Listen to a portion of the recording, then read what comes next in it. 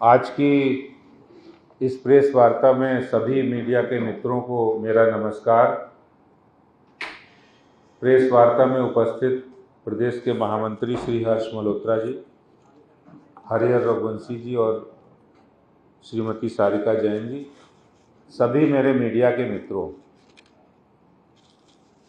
दिल्ली में जिस तरह से आम आदमी पार्टी सरकार के द्वारा भ्रष्टाचार के नित नए खुलासे हो रहे हैं और उससे आम आदमी पार्टी के चेहरा बेनकाब हो रहा है कि सत्ता पाने से पहले वो कुछ और थे, सत्ता पाने के बाद उनके चाल चरित्र चेहरा बदल गया है और एक ही मानसिकता है कि कैसे भी सत्ता में आओ और लूटपाट करो, कब्जे करो, गुंडागर्दी करो। इसका एक नया उदाहरण दिल्ली के मालवीय नगर इलाके के अंदर मिला है। जो जगह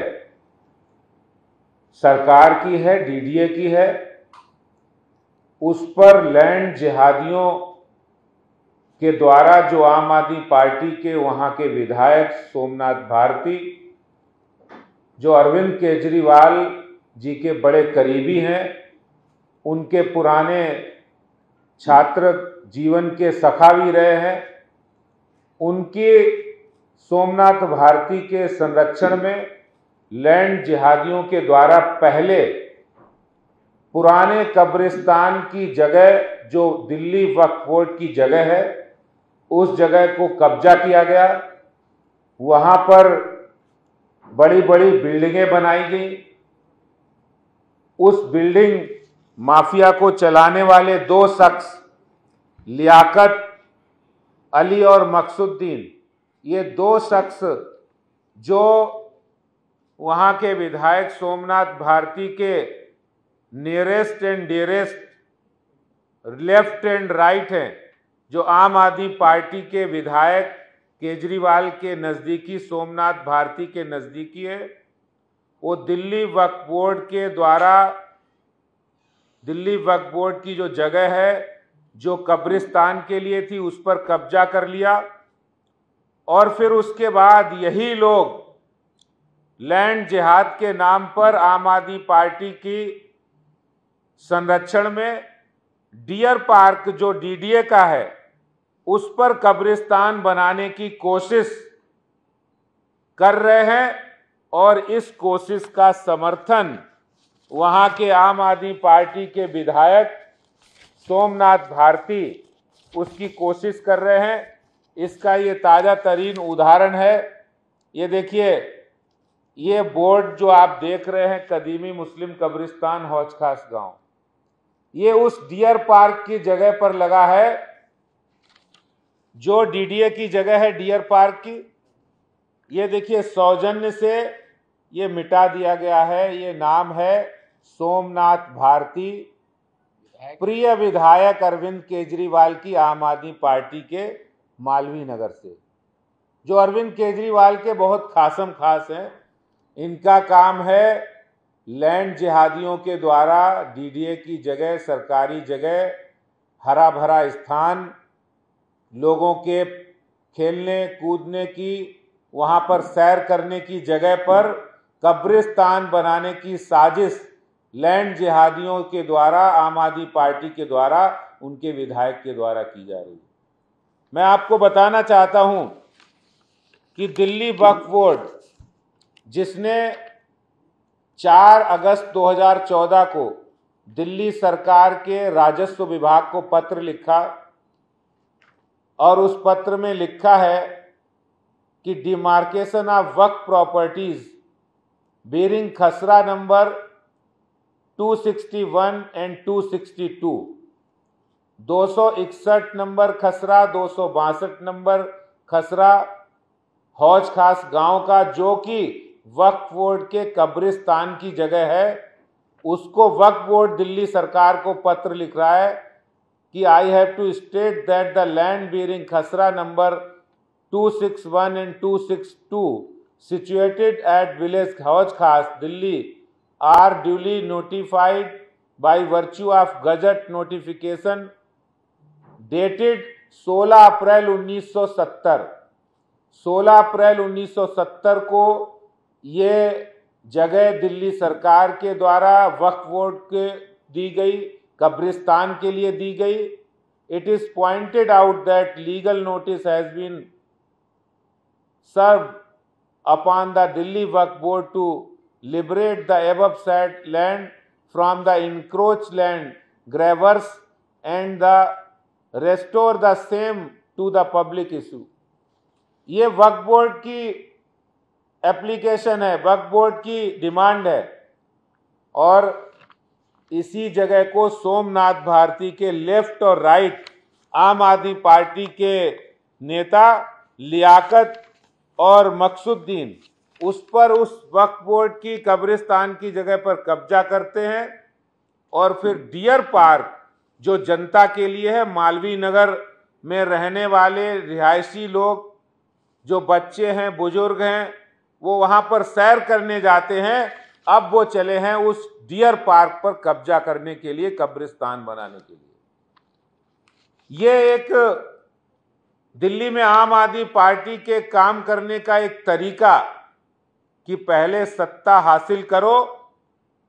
अमातुल्लाह खां वक्फ बोर्ड का चेयरमैन बनाया,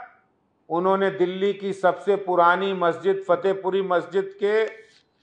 नीचे चलने वाले प्राइमरी स्कूल जो कि मुसलमान बच्चों के पढ़ाई के लिए, तालीम के लिए होनी चाहिए, उस जगह को उन्होंने स्कूल हटाकर दुकानें बना दी, वहां से पैसा उगाही की, उसको राजनीतिक रसूख के लिए इस्तेमाल किया। उसी तरह से यहां पर जो कब्रिस्तान वक्फ बोर्ड की जगह पर है, उस पर आम आदमी पार्टी के विधायक के गुर्गों ने, उनके खास ने कब्जा किया, बिल्डिंग बनाई और अब नया कब्रिस्तान लोगों के सैर करने वाली जगह डियर पार्क पर किया जा रहा है। अरविंद केजरीवाल जी बताएं, क्या यही आपका काम करने का मॉडल है, एजेंडा है कि आप अपने विधायकों को आपने खुली छूट दे रखी है, कब्जे करो, भ्रष्टाचार करो, लैंड जिहाद करो, कुछ भी करो, हमारे पास गुलाबी नोटों की गड्डियां आनी चाहिए। यही मकसद आज अरविंद केजरीवाल का और उनकी सरकार का रह गया है। ये विषय बहुत ही ज्वलंत है, मालवीय नगर की जनता के अंदर बहुत ही रोष है और इसलिए आज जनता के बीच में, लोगों के बीच में भारतीय जनता पार्टी ये कहना चाहती है कि अरविंद केजरीवाल, आखिर आप भ्रष्टाचार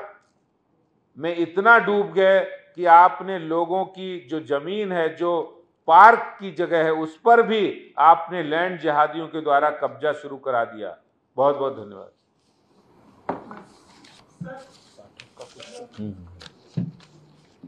आपके सवाल सर, वक्फ बोर्ड जब वक्फ एक्ट का इतना दुरुपयोग कर रहा है तो फिर इसके खत्म करने के प्रयास क्यों नहीं किए जा रहे हैं? देखिए, दिल्ली वक्फ बोर्ड एक स्वायत्त संस्था है जो कि खासतौर से जो